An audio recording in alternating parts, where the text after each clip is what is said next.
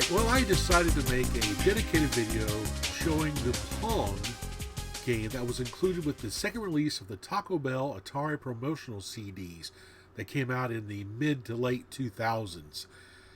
Now, this is actually a really good version of Pong. I played this in my Asteroids video, and I decided instead of playing this game every time for each one of the Taco Bell CDs I'm doing, I decided to just make this one dedicated video and then just put the link to this video in the show notes of the rest of the promotional CDs I'm going to do. So anyway, this is a great version of Pong. It's really good. You do one player or two player. One player is a lot of fun. You can use your mouse to control your paddle. If you do two player, player one has a little bit of an advantage because he can use the mouse, whereas the other player has to use the keyboard keys. I'll show that here in a second. Let's play a quick one-player game. Here we go. And I missed. Oh, I can't get clear to the top. The computer knows my weakness. Oh, there we go. Oh, I made a point. My paddle gets lost in the numbers at the top of the screen. When it becomes like a 2 or something. There we go. Book. Playfield's kind of offset, I noticed. The center line of the screen is not centered under the O and the N. But still, if you like Pong, which I do, this is kind of nice to be able to play against the computer. And I like how they did the arcade bezel. Well, my buddy Scott from Retro Gamer Roundup, he's got an actual Pong machine. The original Atari Pong machine. It has a TV inside of it. Black and white TV. And it's really cool to see. It's a great piece of history that he has in his arcade. I actually wouldn't mind having a Pong machine, to tell you the truth. An actual one. I think it'd be kind of cool. My wife likes playing Pong. Whoa. Battling the computer. Oh, it's getting speedy. Speeding up.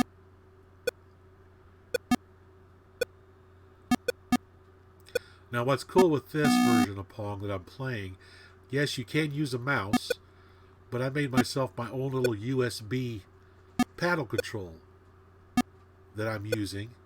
That I use in MAME and also on the Atari Stella emulator to play paddle games.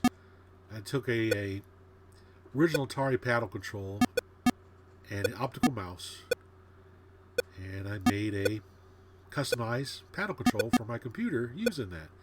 Works really well, especially in MAME or paddle games. I need to build a spinner sometime. Wow, we're all tied up, 5-5. Who will get to 11 points first? Ooh. Oh, yeah, right on the edge. Yes. Advantage Willie. I know I've told this story a few times before, but first time I got to play Pong, was with my brother while he was going to school after coming home from the Marines. He was going to college, and at the local little pub that he would study at, they had some pinball machines and stuff, but they got a hold of one of the Atari Pong machines in there, and my brother and his friends were playing it quite a bit, and he was telling me about it, and he talked to the owner of the pub and convinced him to let me come in and play some Pong with him and his friends. That is a great memory I have of my brother, which I really cherish to this day. Unfortunately, he passed away from cancer just a few years ago. He was my older brother. So every time I play Pong, I think of that time that I got to hang out with his friends and play Pong at that pub. Such a great time. Come on. Yes, one more point and Willie will win. Oh, You got it. Take that.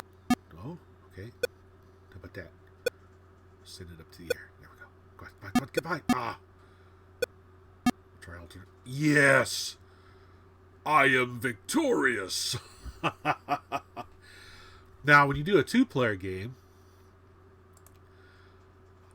the one player can use the paddle if he wants, but the other player has to use the A and Z key to go up and down.